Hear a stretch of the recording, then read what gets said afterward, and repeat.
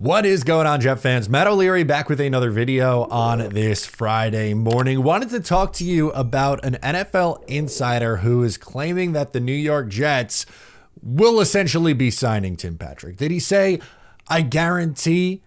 Not quite, but this quote from Ben Albright, who was on with the JetsCast crew. If you're not familiar with JetCast, check out their YouTube channel. They also do Twitter Spaces. Good guys over there. But here was the quote from Ben Albright where feels like this is the direction that the Jets are going to go. He said, I would be stunned if Tim Patrick is not a Jet. He would later then go on to say he is a locker room leader and you want that guy in your building. Now, Ben Albright covers the Denver Broncos, so he knows Darren Muji very well. He knows Tim Patrick very well. And this genuinely feels like a no-brainer fit for the New York Jets. Last year, he was Detroit's third wide receiver on the depth chart. Now, granted, they use their tight end and they use their running back a lot in the passing offense. So he was like fifth or sixth in total receiving for them. But as essentially their wide receiver 33 catches for 394 yards and 3 touchdowns. So there is a double connection when it comes to Aaron Glenn, Darren Muji, and Tim Patrick. It's just that he spent the last year in Detroit, and I understand that's the the offensive side of the ball, and that's clearly not the side of the ball that Aaron Glenn coaches, but Tanner Engstrand, the new offensive coordinator, knows him very well and worked pretty closely with Tim Patrick a year ago. And if he views him as someone who could be a useful piece to the offense coming over to the New York Jets, I think it makes a lot of sense, especially because he kind of knows the things that Tanner Engstrand's going to be looking to install. And Darren Muji was a part of the front office that found him in 2018 with the Denver Broncos. Tim Patrick put up back-to-back 700-yard receiving seasons, his two best, which came in Denver in the 2020 season, the COVID year, and then in 2021. Over that 2-year period, he had a combined 11 touchdowns, 6 in 2020, 5 in 2021, which is impressive. Was he their number one receiver? And do I think that he is a number one receiver? Absolutely not, especially not at this point in his career. Is he a number two receiver? I don't know, even if I would go to say that. Maybe at his peak, you can make the case that, yeah, he's a pretty good number two. But you're looking at a third or fourth option for the New York Jets in the passing offense, or in the wide receiver room specifically. I would imagine that Breece Hall is going to rank very highly of pass catchers. I'm hoping that tight end would be the same for the New York Jets.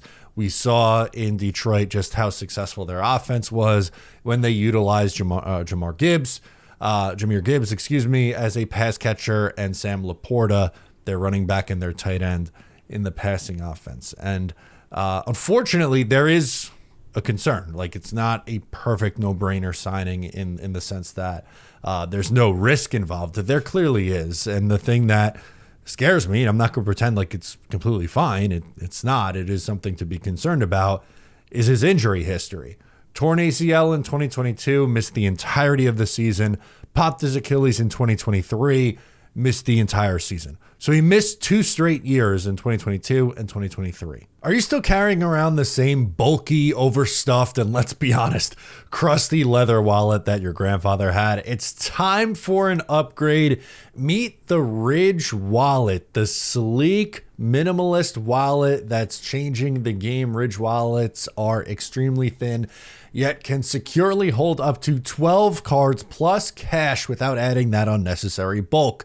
Made from premium high-performance materials like carbon fiber, titanium, and stainless steel, Ridge wallets are a built-to-last wallet. In fact, they come with a lifetime warranty, meaning this is the last wallet you will ever need to buy. And it's not just about looks. Sitting on your bulky wallet tilts your pelvis, misaligns your spine, and could lead to chronic lower back pain. No good. A slimmer Ridge wallet helps keep your posture balanced and your back pain absolutely gone. Plus, every Ridge wallet comes with RFID blocking technology to protect you from digital pickpockets. That's right, scammers can now scan your pockets and steal your credit card information. Not good. Ridge has you covered. For a limited time, Ridge is having a crazy sale. Get up to 40% off. That's right, 40% off your Ridge wallet at ridge.com/O'Leary. That's ridge.com/O'Leary for up to 40% off. So there is that inherent risk about signing Tim Patrick to a contract because of the injury history. SpotRack is projecting a 1-year, $1.7 million contract, though. So it's essentially the veteran minimum for Tim Patrick to come on over here and to essentially be a third or fourth option as a wide receiver for the New York Jets. So it's not like it's going to take this costly, massive deal. We're seeing wide receivers get some pretty significant money already in free agent, not necessarily in free agency, but just pretty significant money has been tossed around at the wide receiver position so far. And I would imagine guys like who I think are going to be linked to the Jets and Darius Slayton and Joshua Palmer, they're going to get more money than maybe we're originally anticipating. But Tim Patrick could be one of those value signings for the New York Jets. And that's what I think they're going to be looking for, is guys who are going to be a little bit on the cheaper end that have some, potential for you.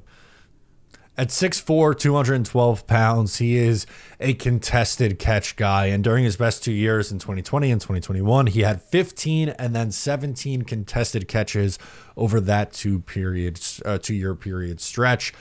So if the Jets are looking for a bigger outside receiver, which is something that I've talked about a lot this week, that's the kind of player that I think the Jets are going to be looking at. Tim Patrick fits that bill. He also finished as a top 5 blocking wide receiver in 2024 for the Detroit Lions. He, again, is going to do some of the little things that help in a offense that doesn't show up on the stat sheet.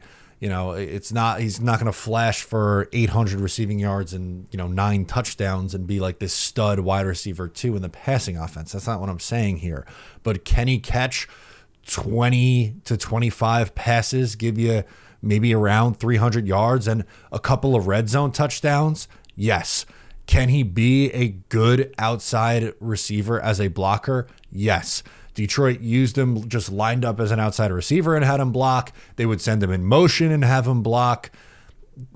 Again, I know that's not like the sexy thing to talk about. And when you're looking for, wide receivers, a lot of people are going to look at the kind of, how many catches do they have? How many yards? How many touchdowns? And that's important. I'm not coming on here and saying that it's not an important factor when looking at, I don't disagree with that point, but the big reason why I don't think they're going to be looking for those smaller slot style of receivers is because of the emphasis that this new offense is going to look like in the run game. We saw Detroit. They are a run-first offense. And I know Jared Goff throws for a bunch of yards. Amon-Ra St. Brown is a great wide receiver. Sam Laporte, a great receiving tight end.